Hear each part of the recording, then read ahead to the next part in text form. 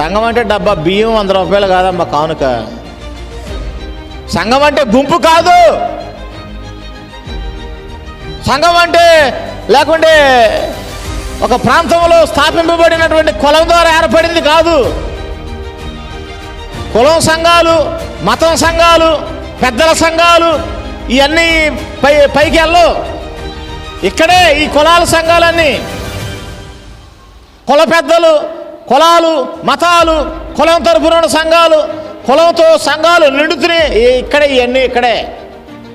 ఆ పప్పలు అక్కడ ఉడకో, పైన ఉడకో.